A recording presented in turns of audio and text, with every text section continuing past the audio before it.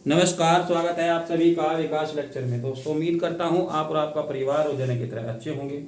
दोस्तों आज की वीडियो में हम बात करेंगे केमिस्ट्री और इसके संबंध में दोस्तों जो हमारा विलियन चैप्टर है और इसी के अंतर्गत हम बात करेंगे नॉर्मलता को लेकर। ठीक है, नॉर्मलिटी इसका न्यूमेरिकल जो है आपको बोर्ड एग्जाम में देखने को दोस्तों मिल सकता है, अधिकतम 2 मार्क का। तो आपको केवल इसका फॉर्मूला मैं आज की वीडियो में बताऊंगा कि कैसे आप इस फॉर्मूले को लिखोगे और इससे संबंधित जो है और मुख्य बिंदु क्या है। ठीक है, तो चलिए शुरू करते हैं। हमारा सबसे पहले मैं हेडिंग लिख देता हूं नॉर्मलता। नॉर्मलता, ठीक है, नॉर्मलिटी। दोस्तों अगर हम इसको प्रेजेंट करें तो एन से लिख सकते हैं, एन से हम इसको प्रेजेंट कर सकते हैं। तो नॉर्मलता का जो सिंपल सा फॉर्मूला होता है, नॉर्मलता का जो सिंपल फॉर्मूला होता है और इसी फॉर्मूले के हिसाब से आप अपनी डेफिनेशन भी बना सकते हो। तो नॉर्मलता बराबर विलेय की मात्रा, और ये बात करता है ग्राम में, ठीक है, और गुणा 1000। और ये 1000 आपको गुणा में तब लेना होता है जब आप आयतन जो है वो किसमें हो, वो मिली में हो। ठीक है, तो कई बार ऐसा हो जाता है कि जो आयतन है वो लीटर वगैरह में भी आपको मिल सकता है, लेकिन आप उसको चेंज कर देंगे और आप जो है इसको जो है किसमें 1000 में मल्टीप्लाई कर देंगे ऊपर। ठीक है, तो पहले से ही इसका मैं फॉर्मूला लिख रहा हूं। इसके बाद जो है आपका तुल्यांकी भार और गुणा विलियन का आयतन। ठीक है, विलियन का आयतन। और दोस्तों जो विलियन का आयतन है किसमें होना चाहिए, ये आपका मिलीलीटर में होना चाहिए। ठीक है, तो ये तो इतना सिंपल सा फॉर्मूला है, तो समझ में आ गया होगा। और अगर हम यहां पर तुल्यांकी भार की बात करें तो तुल्यांकी भार दोस्तों ये होता है आपका विलेय का। ठीक है, तो नॉर्मलता को हम एन से प्रेजेंट करते हैं और विलेय की मात्रा को हम डब्ल्यू ए से प्रेजेंट करते हैं और गुणा 1000। और तुल्यांकी भार जो है हमारा, चूंकि विलेय को हमने ए मान रखा है तो इसको हम ई ए लिख सकते हैं। और जो विलियन का आयतन है वॉल्यूम, तो इसलिए हम इसको वी से प्रेजेंट कर सकते हैं और यह है दोस्तों एम एल में। ठीक है, आप इसको ऐसे भी लिख सकते हैं। अब जरा इसका दूसरा तरीका समझिए। कई बार क्या अक्सर ऐसा होगा कि आपको किसी भी न्यूमेरिकल में तुल्यांकी भार जो है वो नहीं मिलने वाला है। ये समझिएगा आप, नॉर्मलता वाले क्वेश्चन में सबसे ज्यादा जो प्रॉब्लम्स आती है स्टूडेंट को कि तुल्यांकी भार क्वेश्चन में नहीं मिलता है। ठीक है, तो तुल्यांकी भार जब आपको नहीं मिलेगा तो आपको करना क्या है, तो मैं यहाँ अलग से लिख देता हूँ। तुल्यांकी भार का एक फॉर्मूला होता है, तुल्यांकी भार बराबर अनुभार और दोस्तों अपोर में आ जाएगा आपका संयोजकता या आप क्षारकता अम्लता, क्षारकता या अम्लता, आप इसको जो अपोर में लिख सकते हो। दोस्तों वहीं अगर क्षारकता या अम्लता की बात करें तो अगर आपके पास कोई अम्ल है तो उसकी जगह मतलब आप क्षारकता का यूज करोगे, और अगर आपके पास क्या है, कोई पहले से ही क्षार है, तो आप वहां पर अम्लता का यूज करोगे। ये आपको ध्यान रखना है। ठीक है, और अणुभार तो आप समझते ही होंगे कि किसी भी केमिकल का अगर आपको फॉर्मूला पता हो, उसका रासायनिक सूत्र पता हो, तो दोस्तों उसी में ही आप सबके परमाणु भारों को रखकर, ठीक है, उसका अणुभार ज्ञात कर सकते हो। और तुल्यांकी भार निकालने के लिए आप अणुभार बटे क्षारकता अम्लता इनका यूज कर सकते हो। दोस्तों यहाँ पर आप संयोजकता भी रख सकते हो, तो इससे कोई मतलब फालतू की बात आपको जानने की जरूरत नहीं है। यहाँ आप संयोजकता भी लिख सकते हो वैसे। ठीक है, अच्छा वही अगर हम बात करें विलियन की, तो दोस्तों कई बार ऐसा होता है कि विलियन का आयतन जो है आपको सीधा सीधा नहीं मिलता है, मतलब विलियन का आपको घनत्व दे दिया जाता है और विलियन का जो है आपको द्रव्यमान दे दिया जाता है। तो ऐसी कंडीशन में आप क्या करेंगे, आपके पास एक फॉर्मूला होता है दोस्तों घनत्व बराबर, चलो मैं वैसे शब्दों में लिख रहा, अंग्रेजी के अक्षरों में घनत्व बराबर द्रव्यमान बटे आयतन। तो दोस्तों द्रव्यमान को आप W लिख सकते हो क्योंकि ये विलियन की बात करता है, तो W बटे आयतन V।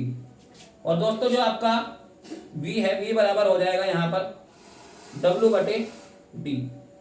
ठीक है, ये V बराबर हो जाएगा आपका W बटे D।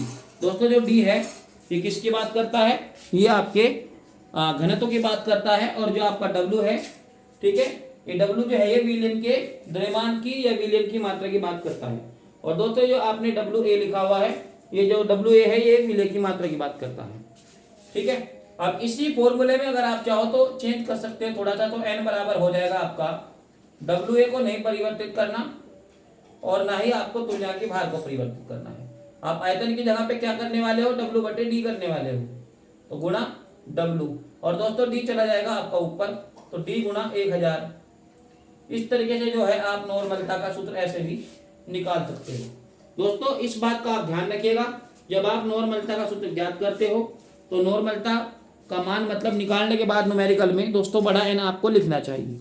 ठीक है, तो उम्मीद करता हूं फिलहाल आपको ये बात समझ में आ गई होगी। ठीक है, इसकी डेफिनेशन इतनी इंपॉर्टेंट नहीं होती जितना इंपॉर्टेंट आपका ये फॉर्मूला होता है। ठीक है, और हम केवल यहाँ पर इंपॉर्टेंट की ही बात करते हैं।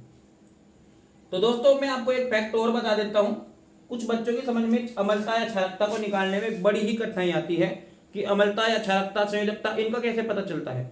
तो दोस्तों अगर हम बात करें कि अगर आपको पता हो कोई तत्व है और दोस्तों तत्व की संयोजकता का आपको पता हो तो बहुत अच्छी बात है। ठीक है, किसी भी तत्व की संयोजकता 1, 2 जो भी है, अगर आपको संयोजकता का पता है तो बहुत अच्छी बात है। लेकिन अगर आपको संयोजकता का मैटर समझ में नहीं आ रहा है तो मैं आपको एक ट्रिक की बात बताता हूँ। जैसे मान लीजिए आपके पास जो है H2SO4 का अम्लता क्षारकता इनका पता लगाना है दोस्तों, तो इसकी जो H2SO4 की क्षारकता होती है, H2SO4 की क्षारकता, तो दोस्तों जिसका भी आपको पता लगाना हो आप उसका आयनाइजेशन कर दीजिए, तो 2H ion plus SO4 negative ion.